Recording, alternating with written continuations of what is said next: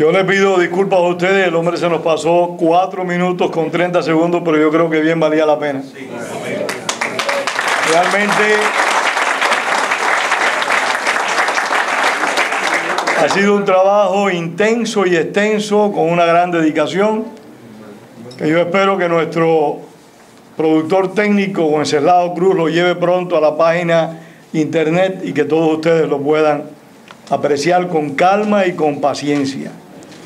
Y esa es la importancia de la conferencia del próximo 13 de julio, de la Tricontinental al Alba. ¿Por qué? Porque vamos a apreciar en esa conferencia cómo todo empezó en Cuba y cómo todo continúa en Venezuela. Así que los esperamos aquí el 13 de julio. Si María nos sigue prestando la Casa Bacardí, Jaime, que yo espero que sí, que no haya problema con eso. Así que el próximo 13 de julio estamos acá. Ahora vamos a escuchar a Miguel Cosío. Miguel Cosío es conocido por todos ustedes. Miguel es periodista, es productor, editor de América TV, el Canal 41. Y yo digo, es un excelente productor. Y me atrevo a decir algo más. Es una persona con muchos conocimientos. A veces, no quiero faltar la consideración, a veces creemos que el que está frente a las cámaras es el que más sabe. No.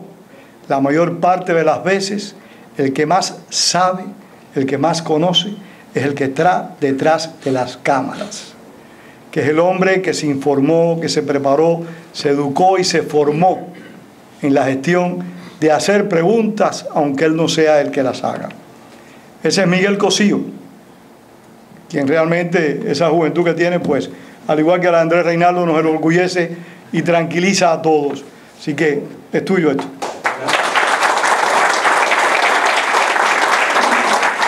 Gracias, Pedro. Gracias a todos ustedes por estar por aquí. Gracias a mis colegas, Eugenio, Andrés Reinaldo y Ángel Cuadra, que prácticamente Andrés, sin hablar, ya casi me dejó sin decir nada, ¿no? No tengo mucho que aportar después de la presentación de ellos dos. Gracias a la Casa Bacardí, a Jaime Suchilki. Voy a ir un poco más rápido porque sé que el tiempo apremia. Y la estructura de lo que quiero comentarles hoy, no tengo una cosa escrita, pero tengo varios apuntes. La quiero iniciar sobre 4 puntos esenciales. Primero vengo del mundo del periodismo, voy a abrir con un par de noticias. Después quiero establecer las diferencias que hay entre los servicios de inteligencia de Estados Unidos y el mundo libre y entre los servicios de espionaje de Cuba y los regímenes totalitarios. Luego quiero centrarme en qué ha pasado en Cuba desde el año 2006 para acá, desde la enfermedad de Fidel Castro, qué es lo que ha cambiado y qué es lo que no, y qué tiene que ver con esto en el mundo del espionaje, a mi juicio, ¿no? Son comentarios, observaciones como periodista que hago, no soy un experto como Eugenio, simplemente lo voy a hacer en lo que he visto en la profesión. Y voy a cerrar finalmente con los medios, con lo que me ha tocado vivir. Las 2 noticias que le traía, bueno, una salió ayer y la otra hoy. En este momento que estamos hablando nosotros, la televisión cubana, la mesa redonda de la televisión cubana, que es muy entretenida, por cierto, yo sé que a Pedro le gusta, fíjense cuál es el tema. Miami, la mafia terrorista y la política anticubana. Pedro, yo no sé si esto es una respuesta a la organización que hiciste esta noche o a tu trabajo de larga data, pero yo creo que sí tiene que ver conociéndolos como ya los conocemos. Y segundo, la otra noticia es una declaración que dio ayer el presidente del Parlamento cubano, que ustedes saben que lo mismo dice que los aviones en el aire se pueden congestionar y chocar y no hay espacio para todo, y otro dice que le echa una maldición al presidente Barack Obama. Eso fue ayer y lo dijo a razón de la campaña que lleva Cuba por los 5 espías, que a propósito, yo no creo que a Cuba le importe mucho el destino de estos 5 hombres. Yo lo que creo que lo que han montado durante más de 13 años... ¿Está trabajando el micrófono? Sí, sí. Lo que han montado durante más de 13 años es una gran campaña de propaganda para su propio beneficio. Yo no creo que esos 5 hombres que están ahí le importen un pepino a los hermanos Castro. Entonces, ayer Ricardo Alarcón dijo que el presidente Obama, bueno, tiene toda la autoridad del mundo para liberar a los 5 espías y arremetió, por supuesto, contra los grandes medios de comunicación y las grandes corporaciones mediáticas de Estados Unidos por ignorar el caso de los 5 espías. Yo creo que uno de los casos que más ha tratado la prensa, y sobre todo la prensa de Miami, en estos 13 años, es el caso de los 5 espías. Esas son las dos noticias con las que quería abrir, que vienen justo a situarnos en la dimensión de lo que estamos tratando esta noche. Cuando me refería a las dos diferencias que existen entre los servicios de espionaje del gobierno cubano y de los regímenes totalitarios y la de Estados Unidos, es muy sencillo. Los servicios de inteligencia de este país, su principal misión es salvaguardar la seguridad nacional. Los servicios de espionaje de Cuba y de los regímenes totalitarios, su misión principal es la preservación del poder del grupo que lo detenta, en este caso los hermanos Castro. Y por eso, cuando nosotros hablábamos de espionaje, me reí mucho cuando estaba Eugenio comentando que imaginamos esas novelas de Ian Fleming o de John le Carré, los espías. No, Cuba no necesita eso. Cuba es un estado policial. Desde el hombre que pasa una información, si a Andrés Reinaldo le gusta usar corbata o si a Pedro Corso toma café en la noche. No se necesita ser espía para el régimen cubano. Se necesita una gran maquinaria de recopilación de información. Y eso es lo que han hecho. Las características y métodos que usan el espionaje cubano, que yo no creo que sean los oficiales escondidos ahí en línea A, no. Esto es la estructura que parte de arriba. Decía aquí un profesor que vino una vez aquí, que se llama, por aquí tengo el nombre, lo voy a buscar enseguida.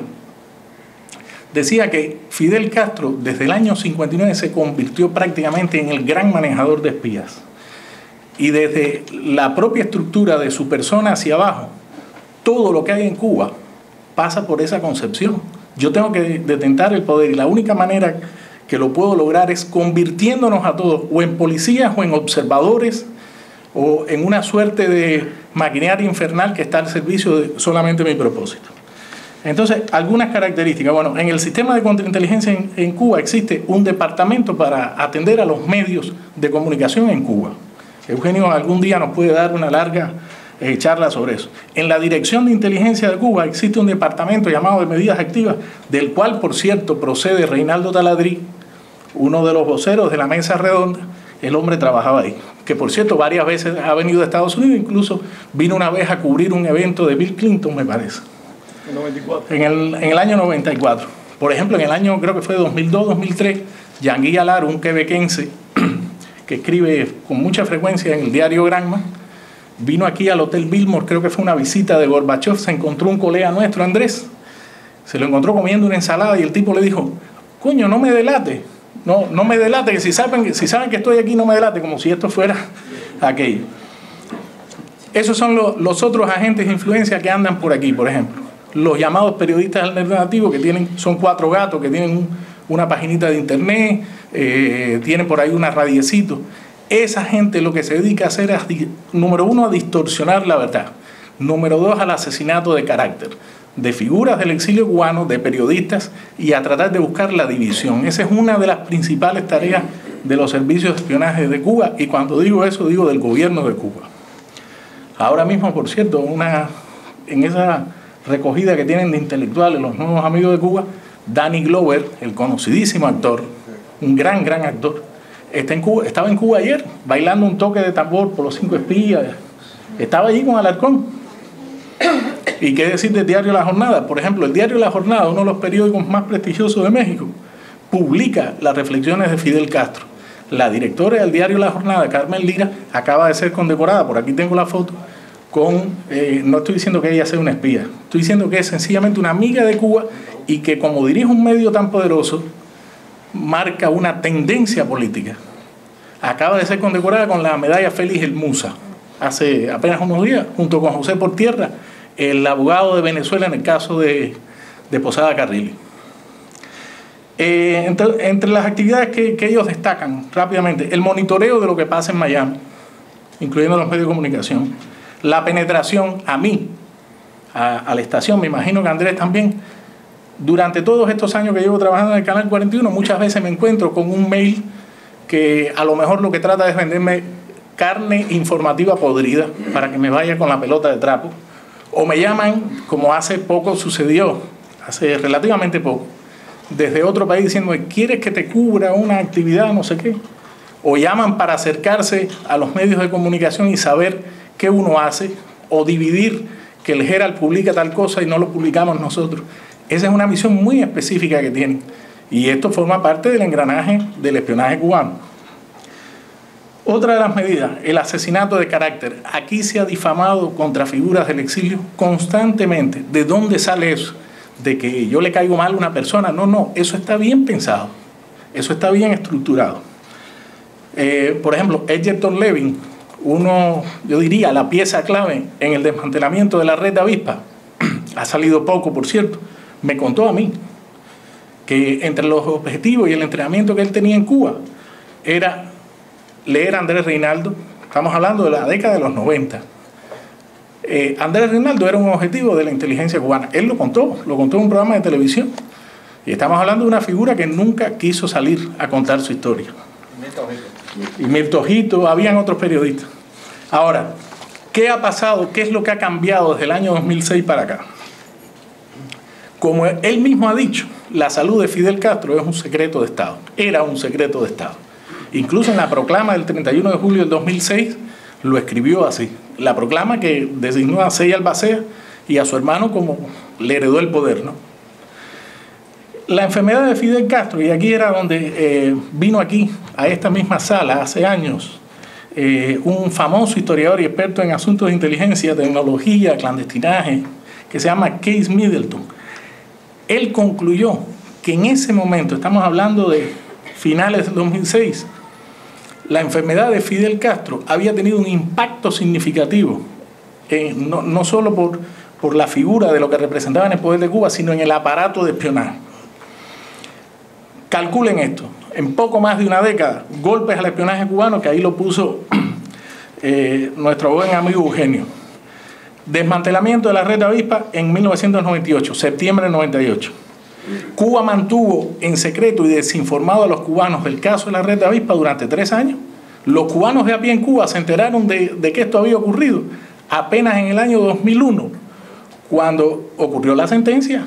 Los cubanos no fueron informados nunca de este asunto. Segundo caso, febrero del 2000, ahí lo puso Eugenio también, Mariano Fajet, no me detengo en él. El arresto en septiembre del 2001, 11 días después de los atentados del 11 de septiembre, Ana Belén Monte. El arresto de Carlos y Elsa Álvarez en enero del 2006, me parece que fue, ¿no? El arresto de los esposos Walter Kendall y Gwendolyn Mayer en junio del 2009, o sea, hace apenas par de años.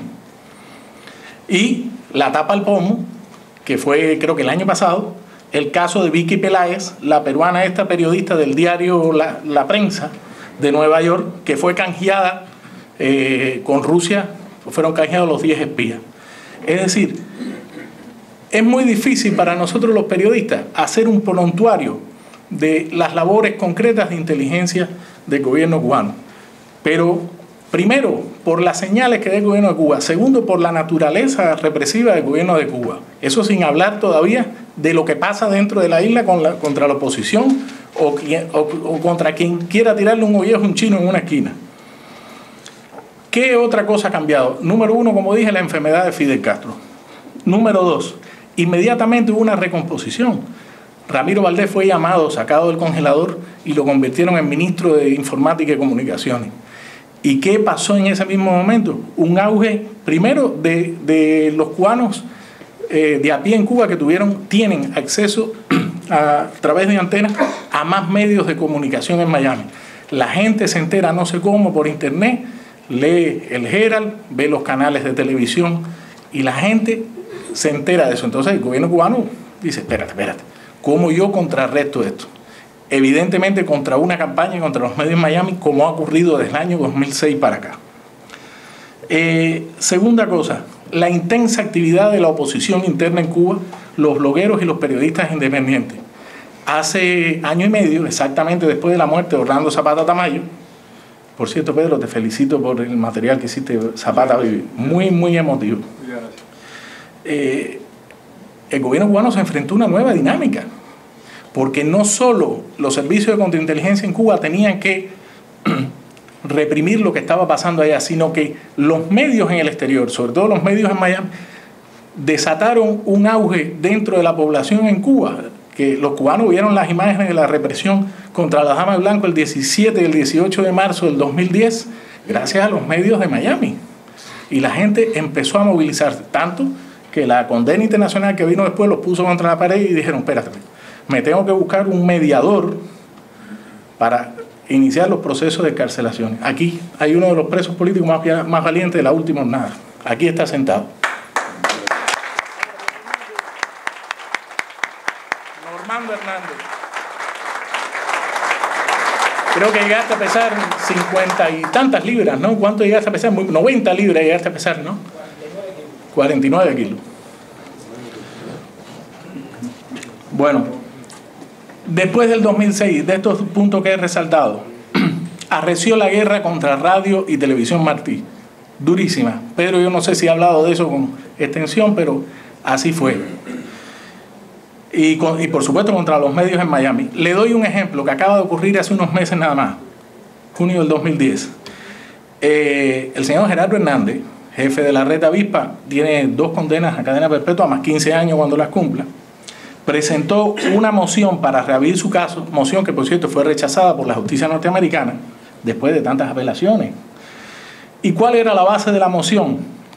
El argumento central, que por aquí lo tengo, decía que ellos no sabían, o sea, los abogados de Gerardo Hernández, el jefe de la red Avispa, que el gobierno de Estados Unidos pagaba a periodistas en Miami, para crear entonces, estamos hablando en el proceso del juicio en el año 2001, un ambiente hostil en la ciudad, número 1, número 2, amedrentar a los jurados. Fíjense qué cosa tan grande, amedrentar a jurados. 9 de los 12 jurados no hablaban una papa de español. Y reforzar, por supuesto, los puntos de la Fiscalía contra el caso de Gerardo Hernández. Cuando sale la historia de Radio y Televisión Martí, por ese año, el director de la edición internacional de Granma, Gabriel Morina, que es uno de los personeros, unos propagandistas del régimen, dedicó, y fue la orden que dio, me consta porque me lo han contado ex compañeros de él, monitorear y poner especial énfasis en esa campaña de demostrar que estos periodistas eran corruptos y mercenarios. En fin, por aquí tengo algunos ejemplos para terminar, Pedro, no sé si cumplo con el tiempo, Juan. 5 minutos. 5 minutos, rápidamente. Esto que tengo aquí, que es extenso y no hace falta leerlo, bueno, esta es una conferencia que dio el señor Eduardo Fonte Suárez, el llamado ciberpolicía, un especialista cibernético de la contrainteligencia cubana, que la dio el 8 de junio del 2010. Ahí habla del caso Alan Pigros, habla de contra Giovanni Sánchez, etc. Pero hay un momento en que el tipo revela que él dice, ellos no saben lo que hacen, ni Giovanni Sánchez, ni los opositores en Cuba, ni la gente del exilio. Nosotros somos capaces, y aquí está, y lo dicen con sus palabras, de coger esa información, darle la vuelta y lanzárselo para allá como una bola de candela. Estamos hablando del año pasado, o sea, aquí está la prueba testimonial. Cualquiera puede ver el video que está en la red. Otro ejemplo rapidito. Aquí tengo de las miles de páginas que desclasificó el FBI con el caso de los 5 espías, uno de los mensajes que le mandaban a Gerardo Hernández del CP, que quiere decir, he aprendido un poco de este lenguaje cuando oí a Egerton Levy, centro principal, creo que quiere decir, una de las tareas. Esta misión se llama Misión Tejedor. Esta tarea, estoy citando textualmente un documento desclasificado del FBI y de la Fiscalía. El mensaje de La Habana hacia Gerardo Hernández decía, esta tarea se denomina Tejedor y tiene como propósito elevar el nivel de contradicciones entre los directivos de Radio y Televisión Martí con los más conservadores elementos de la Fundación Nacional Cubano-Americana en Miami. Año 98. Igual, año 98. Está en inglés. Otra de las misiones de las transcripciones. Sería una buena idea hacerle una llamada amenazante a David Lawrence, entonces presidente y director ejecutivo de The Miami Herald. Sería una buena idea. Otra manera de extorsionar y tratar de penetrar y amedrentar a periodistas. Rapidito. Esto que estamos aquí viendo el diario La Jornada del domingo 12 de junio, es decir, ayer. Aquí están, señores. Las reflexiones de Fidel Castro se publican en este periódico. Yo creo que para la literatura es un desperdicio y que los 2 poetas que están sentados aquí me digan lo contrario. Bueno, Carmen Lira Sade, que ahora otorgan alta distinción Cuba Debate, uno de los medios que se dedica a la propaganda hacia el exterior. le dieron la medalla Félix el Musa. Ahora, esto va para Pedro. Ustedes se recuerdan que hace un tiempo, cuando estaba en vida, aquí se le dio un homenaje a Orlando Bosch. Independientemente de las opiniones que podamos tener y que haya sido un hombre o no polémico, el asunto es que cuando se le da el homenaje, inmediatamente después, 40 profesores universitarios en los Estados Unidos le escriben una carta abierta a la presidenta de esta universidad, a la señora Donna Chalala, diciéndole que como un terrorista connotado como Orlando Bosch y no sé qué. Aquí está. Fíjense qué rápido actúa el aparato cubano. Van a la academia rápidamente y dicen, no, hay que sacar esto. Esa es la labor de espionaje, que en realidad son espías. No están ocultos, no hace falta. La palabra espionaje para Cuba se queda chiquito, es un Estado, es el gran hermano. Por cierto, aquí entre la lista de los que veo un tal señor Arturo López Levy, lo deben conocer, un hombre que a veces sale, por ejemplo, en entrevistas en CNN y en otros medios, escribe por ahí. Es un profesor que está cursando estudios de doctorado en la Universidad de Denver, Colorado. Yo no digo que él sea nada, yo lo que digo es que los puntos de vista que él lleva a los medios de comunicación son los puntos de vista del gobierno cubano. No está cometiendo ningún error porque uno puede simpatizar todavía, sería bastante tonto hacerlo, con aquel régimen, pero solamente para muestra un botón. Dice el New York Times de este hombre que fue un analista del Ministerio del Interior, mis informaciones dicen que no, que él donde estuvo fue en el Ministerio de Relaciones Exteriores. No importa, según la descripción de Eugenio Llanes, no importa si es el MINREX o el MINIM, es el mismo gobierno. Y para cerrar, esto que está aquí, publicado el 12 de junio, es decir, el día de ayer, este es un artículo que saca originalmente de New York Times. Al New York Times le atrajo la atención el programa que está llevando adelante el Departamento de Estado y la secretaria Hillary Clinton de promover la democracia y la libertad en Internet. Es un programa, hemos visto desde el año pasado la experiencia, sobre todo en el mundo islámico, la velocidad del Internet, del Twitter, del Facebook, de los medios de comunicación que están. Bueno, ok. Lo que dice el New York Times es que Estados Unidos está tratando de apoyar a esos opositores o gente que quiere vivir sencillamente libre, informarse, creando una red alternativa para que no le pase el caso de Alan Gross, ¿no? Llevan una maleta y el señor Pedro Corso se puede conectar libremente y leer el Herald o ver cualquier otro medio de comunicación. Bueno, ese es el espíritu del reportaje de The New York Times, estamos hablando, el diario más influyente de este país. Bien, ¿cómo Cuba debate en cabeza esa nota hoy? Estados Unidos crea sistemas invisibles de acceso a Internet para apoyar disidentes, afirma The New York Times. Esta es la manera de distorsionar una de las características que tiene el gobierno cubano. Les agradezco mucho, Pedro, espero haber cumplido con el tiempo.